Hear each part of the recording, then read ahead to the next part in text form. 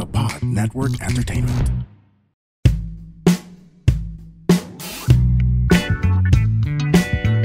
Hi everyone! Welcome to another episode of Kaya Pa Ba? And for this episode, ang aking guest ay si Stanley Chi. Si Stanley Chi ay isang freelance creative and also stand-up comedian and also professional host. So basically, siya si Baus nung unang panahon. So Stanley walked so I could run. But really, ang ganda ng conversations namin because I know gusto niyo ang mga conversations about career shifts and trying to make the freelance life happen. So I think Stanley's insight, intelligence, experience is something you are going to really want to consume and receive and maybe even apply sa inyong life. So please enjoy this episode with Stanley Chi.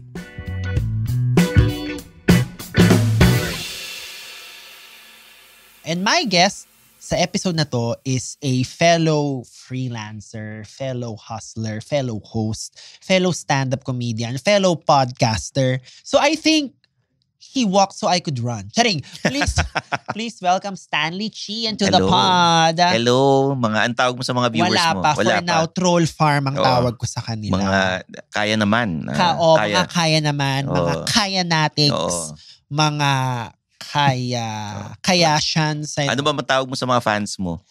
At sa Instagram ko ang tawag ko, Barangay Baus. Yan, mga kabarangay Baus natin dyan. Hello. Correct. So, kamusta ka naman today, Stanley? Okay naman. Ito, nagre-record ng podcast. Correct. So we literally just finished recording a podcast sa kanyang podcast sa na Underpaid. Ako po yung guest doon. So, I would like to think I gave a pretty strong performance there.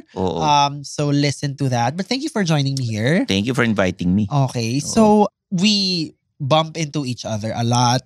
We've gone for the same roles. I've seen inquiries for gigs na eventually napunta sa kanya.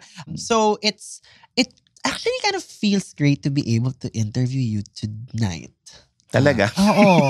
Yeah. Hindi ko alam anong pag-uusapan natin Oo nga pero hindi, meron yan. So I guess ang una kong tanong is, kamusta ka these days? Kumbaga kung ito ay Taylor Swift Eras Tour, nasang era ka ngayon? How would you call this era of your life? Ano yung latest niya na ano? I actually don't know. I just tried to be cool and do a Taylor reference. Actually, mas masaya ako compared to my corporate job years back. Kasi before nag-start ako sa ahensya. Kasi I studied fine arts, advertising. Ang gusto kong career nun, maging art director. Correct. Maging ECD. Diba? Yung mga ganun ang...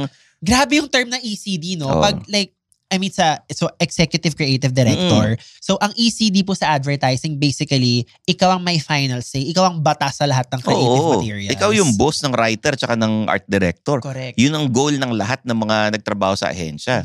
And na-notice ko nun, yung mga classmates ko, hindi nagtrabaho sa ahensya. Nagtataka ako kung bakit, fine arts kayo, major in advertising. Ba't di kayo nag-apply sa ahensya? And back then, napakahirap makapasok. It's either, kailangan may kakilala ka, nag-OJT ka sa J. Walter, sa Macan, o diba? Meron kang backer. Ngayon parang ang dali na lang. Oh my God. Diba? Nung nag-apply pa ako sa ahensya noon, kinuha namin yung booklet ng 4As, nandun lahat ng ahensya. As in literal yellow pages type Hindi siya yellow pages. Yung parang ganun, directory. Yan. Siyempre, nag-print kami ng mga resumes namin. Hindi pa CV tawag nun. Resume. Biodata. Hindi naman biodata. Sinabit namin sa lahat ng ahensya. And lahat ng mga nandun, hindi naman lahat nagpa-function. Yung iba nagsara na. So, pupunta kami sa office. Kita namin parang lumang condo unit na nakakatakot. Ahensya pa ba to? Ganon. Pero syempre, may mga big time na agencies like Leo Burnett, Saatchi, Macan, J. Walter. Dati pag sinabi mong taga Macan ka, maganda sa resume. Correct. Maliit magpasweldo pero maganda sa resume. You know? I think maliit pa rin ata sila magpasweldo. Charing! But it's nice that you're happier now. Naman. And I'd like to think na, yun nga, nung ninarate ko kanina na you also host, you host a car review show, you're a stand-up comedian, you also do parang advertising stuff pa rin with design. You are, I think, a professional creative. Tama. Diba? I used to write humor books. I draw comic strips. I host a TV show. Yun. Dami akong ginagawa. Yeah. Kasi, I can so relate to it because when people ask me, so anong ginagawa mo ba? So like, yan. ilang hyphens ang kaya mong intindihin?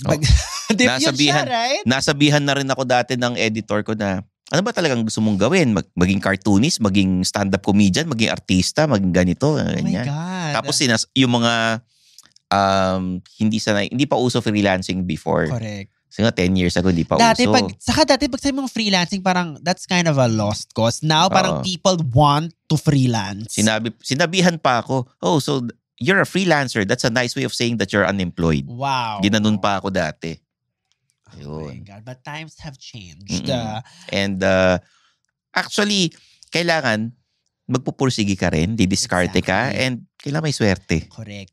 And which is, I think, where I want to start with my next question. So you've been freelancing for how many years na now? Since 2005 ata, 2007. Hindi ko na maalala. Yeah. Tagal. Yeah. How does it feel na when you started freelancing, it was kind of frowned upon, to now you see the culture kind of celebrating people who are able to do it successfully, and you have done it successfully. So with the gift of time, how does it feel to be able to just say, you know what? I was way ahead of my time. Oo naman.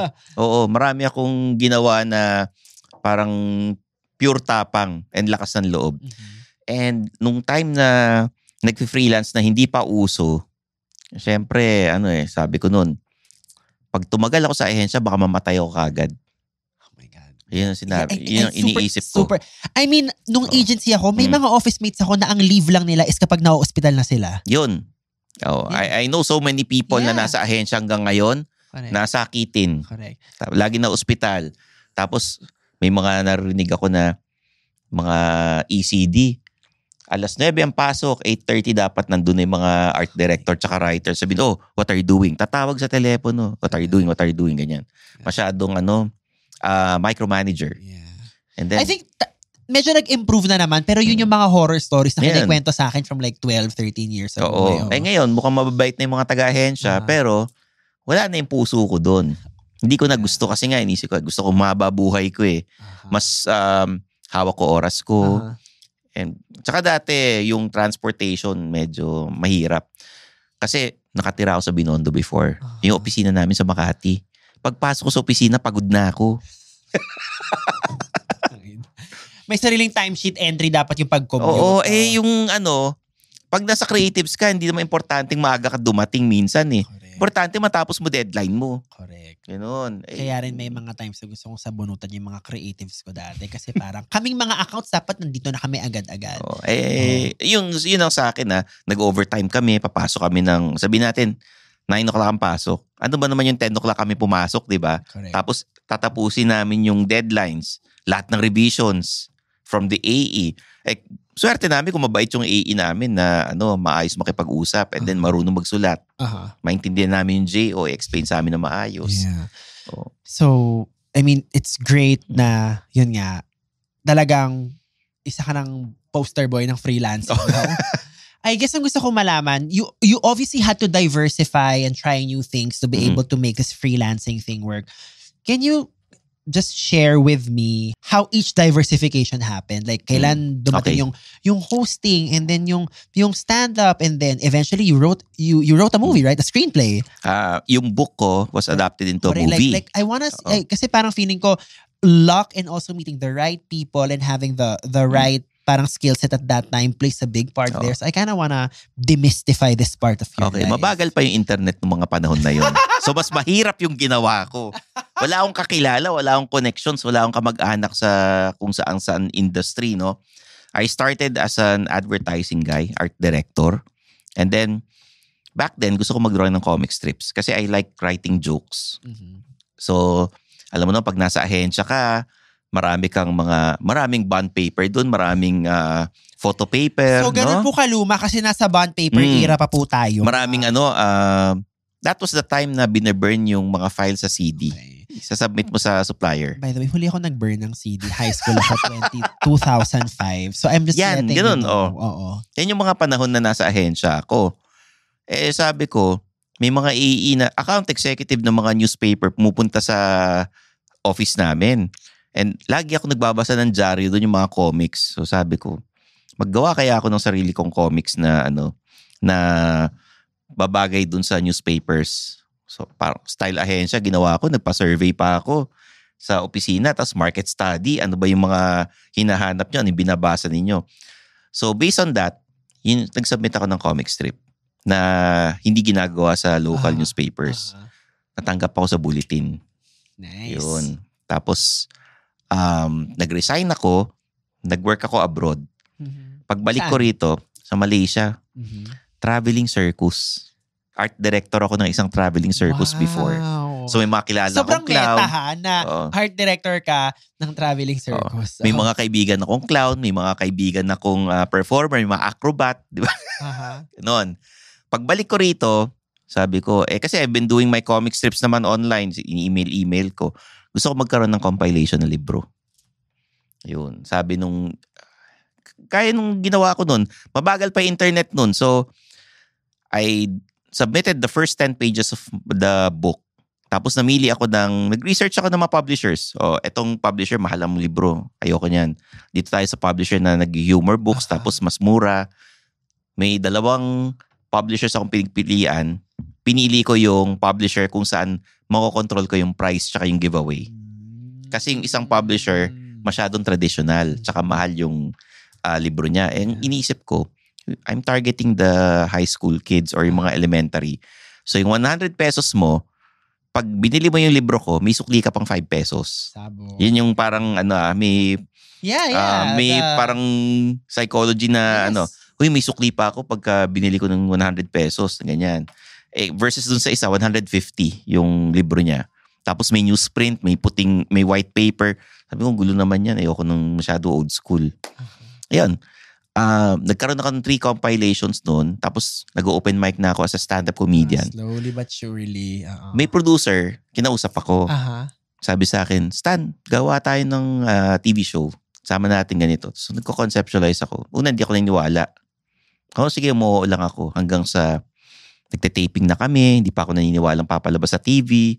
Kasi ganun na sa TV Nag-taping na kayo na mga ilang episodes, hindi pala matutuloy. So ako, inantay kong mapanood yung sarili ko sa TV. And then, kahit na lumalabas ka sa TV, syempre ang utak ko, freelancer pa rin ako. I have to have a backup plan. Correct. Paano pag nawala yung TV show? Ano gagawin ko? Correct. So I'm still writing books, doing the comic strips, doing other things. Nag-open mic pa rin ako, ganyan, nagsa-stand-up. Kasi yung stand-up, nakakuha ko ng hosting gigs. Tama. Sa weddings, Ganun din ako. may mga events, no? Sometimes you host yung mga press con. Correct. Tapos, kinuha ako ng FHM, naging kolumnista ako. Grabe. FHM? Diyos ko Lord, my youth. Charing. Sa website, kolumnista. Ako lang yung lalaking kolumnista ron. Yung mga girls na kitukuha nila, naguhubad. Sabi ko dun Buti hindi ka nila pinaghubad. Sabi ko dun sa editor, alam mo, maghuhubad ako para sa FHM. Sabi sa akin, wag ka na maghubad, babayaran ka namin So, yun. Hanggang sa nakapagsulat ako sa spot.ph. Meron akong video column sa spot.ph. And then, swerte ko, kasi wala nang FHM, di ba? Naging libro yung column ko. Wow. Come on, Carrie Bradshaw of local Philippine heteros. So, pwede kong sabihin na, naging kolumnista talaga ako. Ito yung libro, basahin mo. FHM yan. I'm so inspired by this story right now because right now it feels like I am doing so many things and we live in an age of branding na parang how do I present myself to the public na palatable para gets nilang kaya kong gawin lahat but I might be doing too much. But at the same time, I know na the freelancing life is brutal that I always have to parang diversify. Ay nako, yung freelancing na ganyan, yung iba-ibang ginagawa, noon pa yan, panahon pa ni Jose Rizal. Siya nga yung unang freelancer Doktor, writer, cartoonist, si Jose Rizal yun, di ba? Stand-up bit mo ba yan si Dr. Jose Rizal? Write that shit! Di ba? Siya yung Jose unang Rizal ang unang freelancer. Siya yung unang freelancer, yung unang maraming ginagawa. Kung hindi mo isusulat, diba? Isusulat ko yan. Sige, gagawin ko yan. I-open mic ko. Tapos, diba? tinutuloy ko pa rin yung book. I used to write 1 book a year. Hanggang nung nag-pandemic. Wow. Kasi, nung pandemic, syempre, wala nang lumalabas para bumili ng books, di ba?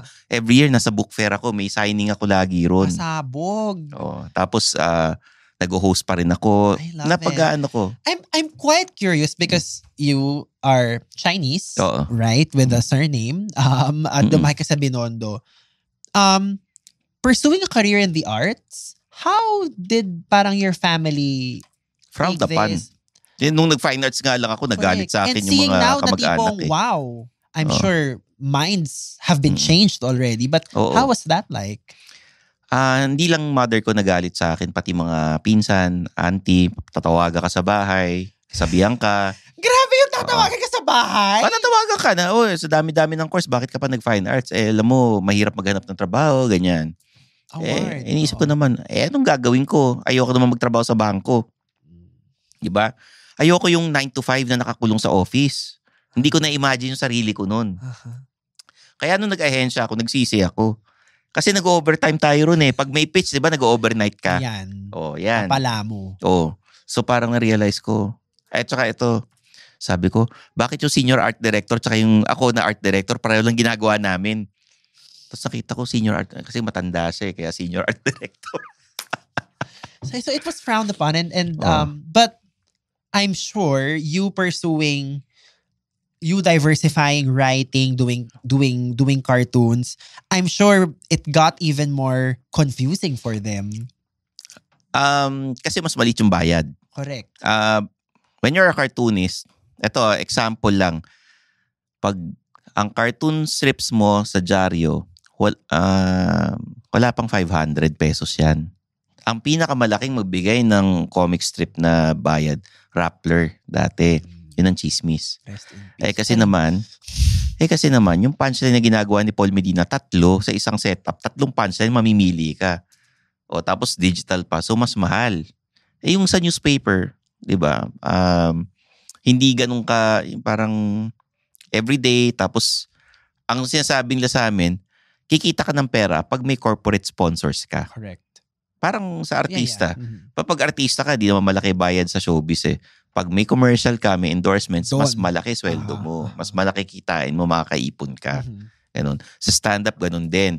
Hindi kami kumikita masyado sa gigs. Kaya, at all. Talo pa nga kami madalas syempre, yung pamasahe namin, pagkain, tapos yung susutin pa namin and all. So, pagka may show kami na promote, manood kayo. Kasi malaking tulong sa amin yan. Ilang kaming komedyante sa isang gabi. Mga siyam kami nun. Siyam lang. I would kill to be in an open mic na siyam lang. Hindi naman open mic. Yung show talaga. Siyam kami. Ang bayad dun, 6. Yung 3 ron, guest spot. Diba? Usually, ganun hanap ka ng mga guest openers na na gusto ng exposure. 3 kukunin mo. 6 yung babayaran. Diba? So kaya pag sinabi naming manood kayo, supportan nyo kami. Kasi maliit lang nakukuha namin dyan. Since we're talking about stand-up already, I assume when you started doing stand-up, you were doing other creative works already. How did stand-up inform the other things that you did? Lahat ng ginagawa ko may kinalaman sa humor. Dinideliver ko via comic strips, sa writing ko, sa libro, hosting. Ganyan. So kahit na hindi ako nakapag-stand-up, nagpapatawa pa rin ako. Correct. Iniiba ko lang yung execution. Kasi nung time na 10 years ago, hindi pa ganun kapatok yung stand-up na accepted ng mga tao.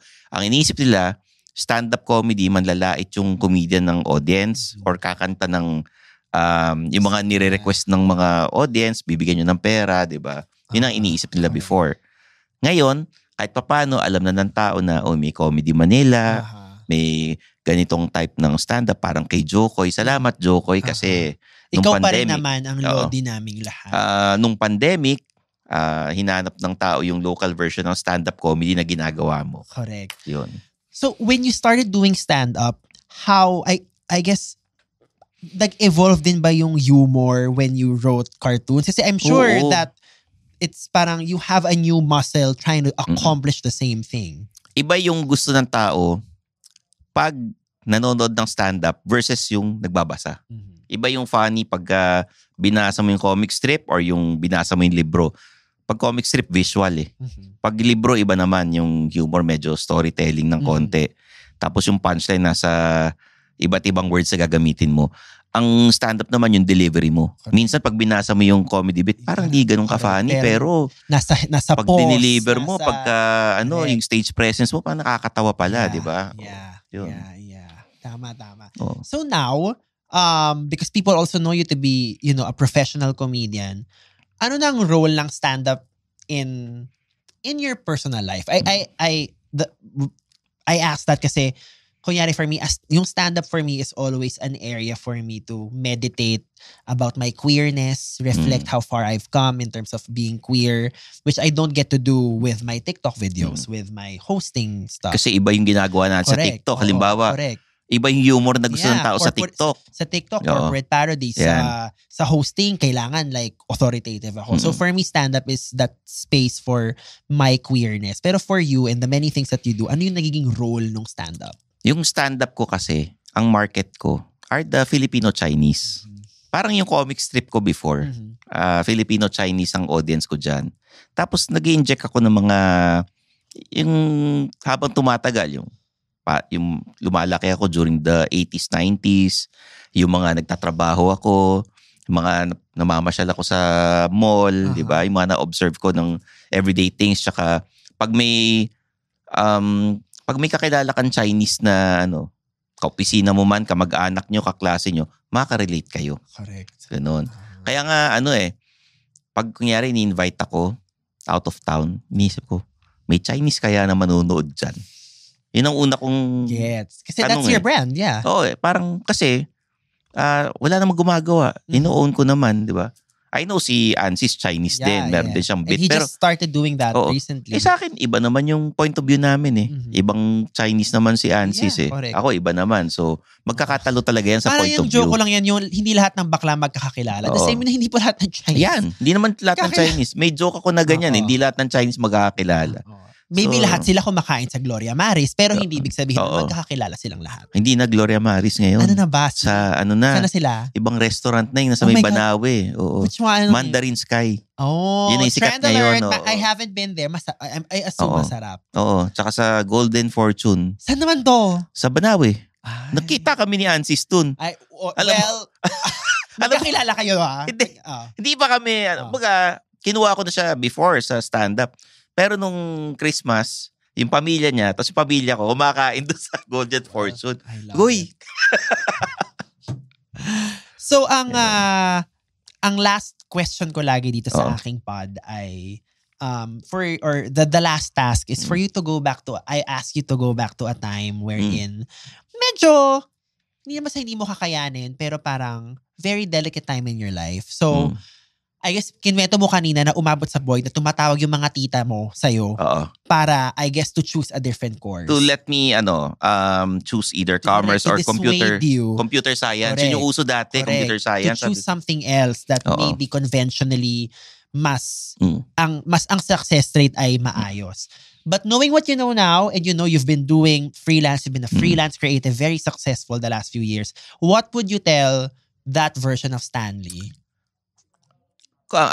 Kung meron kang pinaniniwalaan, paglaban mo. Basta nasa tama ka. Wala kang ginagawang masama. Kasi yung hard work will pay off talaga. Sa totoo lang. Tsaka, basta masaya ka sa ginagawa mo, parang hindi ka nagtatrabaho. Ooh! And I believe that sa totoo lang. Sometimes it's not all about the money. I mean, it's great. But, diba? Yeah. Okay naman. Malaki sweldo mo, okay yan. Correct. Pero minsan, hindi all about the money. Kaya nga, ang ganda ng freelance ngayon, ng freelance na eksena. Yeah. Hindi lang sa freelance, pati sa stand-up. Yep. Yeah. Alam mo, dati may heckler kami na doon sa stand-up, nag-open mic kami. Putya, 3 na nga lang nanonood, heckler pa yung 2, lasing. Oh my God. Oh my God. Sa Makati. Nice. I'm very happy we had this conversation. For perspective, sobrang last minute booking tong si Stanley at ako sa kanyang show kabila. But I needed this. So thank you. Alam mo, meron pang may open micer before, 2. Parang sinusulot nila yung gig ko. Gusto nila kukunin yung headliner tapos sila yung opener. Wow. Dahil sila daw yung comedians of their barkada. Nasa scene pa ba sila? Wala na. Okay. Oo. Tapos, ako yung opener noon. Pero nakikita ko pa rin sila. Minsan nakikita ko nasa mall. Kilala ko pa rin sila. Kilala pa rin nila ako. And mukhang natutuwa naman sila na nagtuloy-tuloy ako. I love it. Yun. Maraming nang down. Maraming nang lait. Maraming nang mata. Kasi nung time na freelancer ako, You're so ahead of everyone. Oo. Yeah. So, nung freelancer ako, parang hindi nila alam kung ano ka ba talaga. Pero konting tiis lang kasi pag umangat ka, sabay-sabay yun. Biglang magugulat ka na lang. Uy, nasa taas na pala ako, nasa baba sila. Diba? And that is it. Oo. Thank you so much, Stanley. Thanks, Baus. For this episode. Really.